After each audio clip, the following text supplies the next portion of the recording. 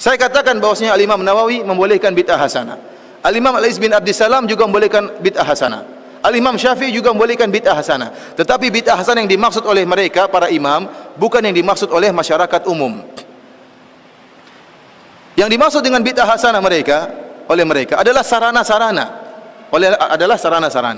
Contohnya apa? Makanya saya akan bacakan di sini perkataan Al-Iz bin Abdissalam tentang yang dimaksud oleh bid'ah hasanah oleh beliau. Assalamualaikum warahmatullahi wabarakatuh. Sahabat semuanya, kembali lagi bersama saya di channel Santri Gunung.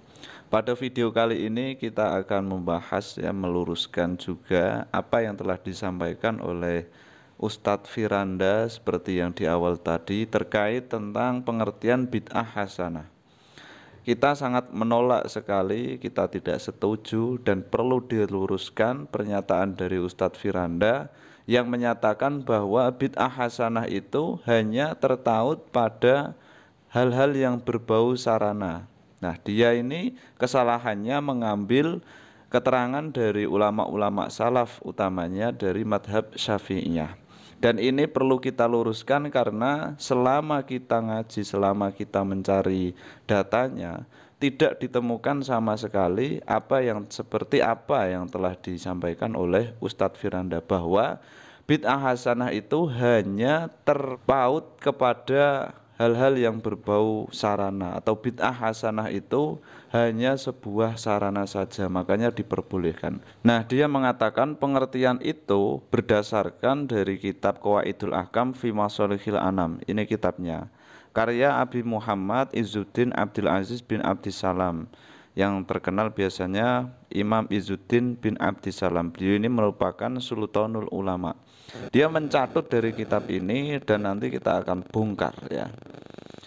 Dan tidak hanya di satu kesempatan ceramah saja, Ustadz Firanda itu mengatakan bahwa bid'ah hasanah adalah hal-hal yang berbau sarana, atau bid'ah hasanah itu hanya sebatas sarana saja.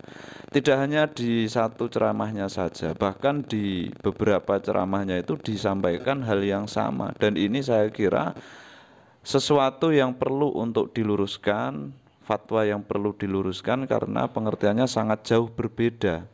Ketika mengatakan bid'ah hasanah itu hanya terdapat pada sarana saja, ternyata banyak sekali dan itu keliru. Nanti bisa ada dari pengikutnya membuat statement membid'ah-bid'ahkan kepada orang lain, terutamanya orang NU, dan itu yang tidak kita inginkan. Kita menanggapi ini atas dasar biar kita tahu kebenarannya, ya, tidak menjelekkan ataupun menjatuhkan satu sama lain. Ini adalah beberapa video yang disampaikan oleh Ustadz Firanda di beberapa ceramahnya terkait tentang bid'ah hasanah, ya. Ini silahkan dinilai sendiri. Perkataan Al-Iz bin Abdissalam, ya, kemudian Suyuti dan yang lainnya, ya.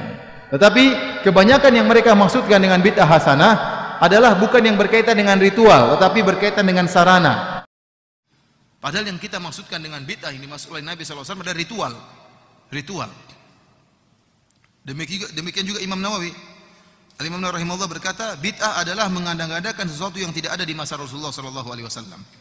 Jadi seluruh perkara yang berbau agama yang tidak ada di zaman Nabi SAW maka dianggap bid'ah. Dari sini ada perkara-perkara agama yang sebenarnya dia bukan masalah ritual, tapi dia adalah masalah sarana. Contohnya, saya sering sampaikan contohnya seperti mengumpulkan Al-Quran. Baik, tanpa berlama-lama, mari kita langsung buka kitab Qawaidul Ahkam fi Masalihil Anam, karya Abi Muhammad Izzuddin Abdul Aziz bin Abdissalam As-Silmi, atau terkenal dengan Imam Izzuddin bin Abdissalam. Beliau merupakan Sultanul Ulama. Ini berada di juz 2, halaman 204. Faslun fil bid'ah. Di sana ada faslun tentang bid'ah.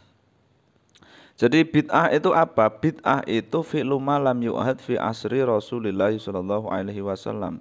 Melakukan sesuatu yang tidak dilakukan pada masa Rasulullah sallallahu alaihi wasallam ya wahya munqasimatun ila bid'atin wajibatin wa bid'atin muharramatin wa bid'atin mandubatin wa bid'atin makruhatin wa bid'atin mubahin. Dan bid'ah-bid'ah itu terbagi menjadi 5. Yang pertama adalah bid'ah wajib, bid'ah haram, kemudian bid'ah sunnah, bid'ah makruh, dan bid'ah mubah. Wa tariqu fi ma'rifati dzalika antu urada al bid'atu ala qawaidi syariah. Sedangkan untuk mengetahui bagaimana hukum dari bid'ah itu ya dikembalikan kepada hukum syariat. Fa in dakhalat fi qawaidil ijabi fahiya wajibatun. Ketika kaidah syariatnya itu berada di sebuah kewajiban ya maka bid'ahnya itu menjadi wajib. Wa in dakhalat fi qawaidit tahrimi fahiya muharramatun. Nah, kalau masuk dalam kaidah haram maka bid'ahnya itu hukumnya juga haram. Wa in dakhalat fi qawaidil mandubati fahiya mandubatun. Ketika bid'ahnya itu masuk dalam kaidah mandub yang disunahkan ya maka hukumnya juga disunahkan. Wa in dakhalat fi qawaidil makruhi, ketika bid'ah itu masuk dalam kaidah makruh ya maka hukumnya juga makruh. Fa in dakhalat fi qawaidil mubah fa ya mubah, kalau masuk dalam kaidah mubah ya hukumnya mubah. Nah, kemudian untuk contohnya, ini yang pertama adalah bid'ah yang wajib. Walil bid'ai al wajibati amsilatun. Jadi bid'ah-bid'ah wajib itu ada beberapa contoh. Ahadua al-istighalu bi ilmin nahwi alladhi yufhamu bi kalamullahi wa kalamu rasulihi sallallahu alaihi wasallam. Yang pertama adalah mempelajari ilmu nahwu. Al-istighal bi ilmin nahwi, mempelajari ilmu nahwu. Yang mana dengan ilmu nahwu ini ya bisa dipahami kalam-kalam Allah dan kalam Rasulullah sallallahu alaihi wasallam. Kenapa istighaul bi ilmin nahwi, belajar ilmu nahwu itu hukumnya wajib? Li anna hifdz syariati wajibun, karena menjaga syariat itu hukumnya wajib. Wala yata'atta hifdzuha illa bi ma'rifati dzalika, dan untuk mengetahui syariat, menjaga syariat itu tidak bisa tanpa adanya ilmu nahwu. Makanya ini masuk dalam kategori ma la yatimu al wajibu illa bihi fahuwa wajibun. Sesuatu yang kewajiban tidak bisa sempurna dengan suatu itu maka hukumnya adalah wajib. Kemudian contoh yang kedua adalah hifdzu gharibil kitabi was sunnati minal lughati, yakni menjaga hal-hal yang langka di dalam Al-Quran dan hadis, yakni hal-hal yang bersifat atau berhubungan dengan lugat, bahasa. Jadi menjaga bahasa-bahasa yang langka. Kemudian yang ketiga adalah tadwinu usulil fikhi, yakni mencetak kaidah usul fikih. Mencetak usul fikih ini adalah bid'ah tapi hukumnya wajib. Al-misal ar-rabi al-kalamu fil jarhi, dan contoh yang keenam dari bid'ah wajib contoh yang keempat dari bid'ah yang wajib adalah al-kalam fil jarhi wa ta'dili li tamyizi sahihi minas sakimi. Nah, ini ilmu tentang periwayatan ya, untuk mengetahui rawi-rawi apakah di situ ada rawi yang ta'dil, yang adil ataupun tidak. Waqad dalat qawaidus syari'ati ala anna hifdzus syari'ati fardu kifayatin fi mazada alal qadri al muta'ayyani wala yata'atta hifdzus syari'ati illa bima dzakarnahu. Dan jelas ya, kaidah-kaidah syariat ini menunjukkan bahwa menjaga syariat itu kan hukumnya memang fardu kifayah. Fardu kifayah dalam hal yang zada ala qadril muta'ayyini ya, fardu kifayah yang melebihi atau tidak bersangkutan dengan hukum fardu ain.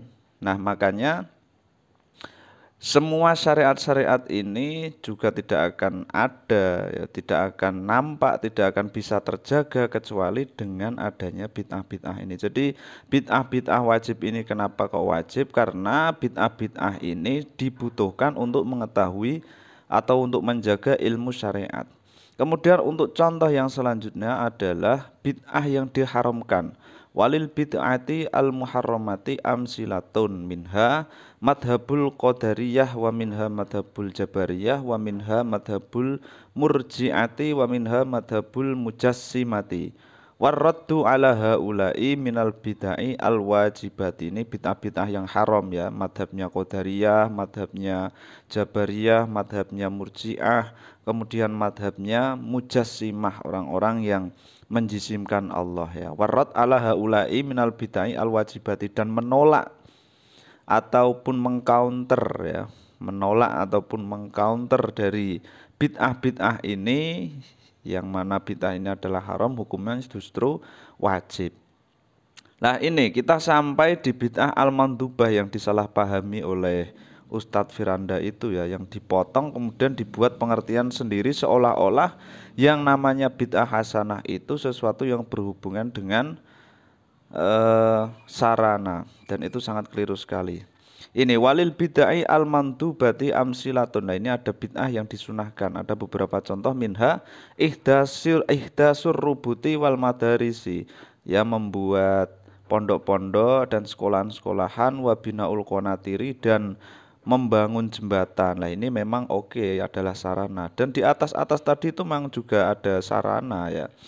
Nah ini juga sarana. Kemudian wa minha kullu ihsanin lam yu'had fil asril awal, dan segala kebaikan yang tidak dilakukan, ini lam yu'had ya, yang tidak dikerjakan, yang tidak ada fil asril awali, di masa awal, yakni masanya Rasulullah Shallallahu Alaihi Wasallam. Jadi apa-apa yang itu bagus ya tapi tidak ada di masa Rasulullah Shallallahu Alaihi Wasallam itu namanya bid'ah. Wa minha sholatut tarawih, ini kan sholat tarawih. Ini kan bukan sarana. Ketika dipotong sampai sini jelas pengertiannya seolah-olah bid'ah hasanah itu hanya sesuatu yang berbentuk sarana. Tetapi sholat tarawih ini apakah sarana? Nah ini perlu di cross check kembali, kalian harus tahu masalah ini ya. Jadi ketika dalilnya dipotong sampai sini saja, wa minha kullu ihsanin dipotong, ya pengertiannya seolah-olah yang namanya bid'ah hasanah itu sesuatu yang berhubungan dengan sarana. Lah ini ada sholat tarawih, jelas ini bukan sarana ya. Kemudian wa minha al kalamu fi daqaiqit tasawufi. Lah ini kalau mereka membaca pasti kejang-kejang, karena ini ada ilmu tentang tasawuf ya. Ini juga termasuk bid'ah. Jadi tasawuf ilmunya itu memang bid'ah ya, tetapi itu adalah bid'ah yang disunahkan. Orang sana kan tidak suka dengan tasawuf ya, sedangkan kita malah justru disunahkan bid'ahnya inilah. Ketika mereka terutamanya Ustadz Firanda ya mencatut apa yang disampaikan Syekh Izzuddin, ya jangan dipotong, nanti pengertiannya berbeda. Kemudian wa minha al kalamu fil jadali fi jam'il mahafili lil istidlali 'alal masaili idza qusida bidzalika wajhullahi subhanahu wa ta'ala. Dan yang terakhir contohnya yang mangdubah adalah ilmu tentang perdebatan ya, perdebatan tapi diangkat dalam publik ya, artinya membuat suatu kegiatan atau suatu halakoh, haflah ya, suatu perkumpulan yang di sana ada perdebatan untuk mencari atau beristinbat untuk mencari dalil-dalil terhadap suatu masalah-masalah ketika memang itu ditujukan lillahi ta'ala begitu ya. Kemudian ini contoh yang selanjutnya adalah bid'ah yang al-makruhah. Ada contoh-contohnya adalah zukhrufatul masajid. Nah, itu menghiasi masjid, kemudian menghiasi mashaf, mushaf. Itu yang dimakruhkan. Kemudian bid'ah yang dimubahkan ini contohnya adalah musofahah ya, akibas subhi wal asri. Nah ini apa namanya ya, bid'ah yang mubah ini bukan sebuah sarana, tetapi ini adalah ya bentuk, ini masa sarana ya, musofahah ini bukan sarana. Ini salah dia menganggap kalau bid'ah hasanah itu hanya tahu dengan sesuatu yang berhubungan dengan sarana. Ini musofahah bukan, musofahah ini bukan sarana. Kemudian atawassu fil ladidi minal ma'akil wal masyarib wal malabis wal masakin, dan membuat keleluasaan dalam hal enak-enak, artinya lebih merasakan enak yang banyak begitu ya, membuat enak-enak yang banyak dalam suatu permasalahan makan, minum-minuman, pakai-pakaian dan tempat-tempat tinggal. Itu adalah bid'ah-bid'ah beserta contohnya yang perlu dipahami. Jadi perlu diralat apa yang telah disampaikan oleh Ustadz Firanda. Semoga bermanfaat. Assalamualaikum warahmatullahi wabarakatuh.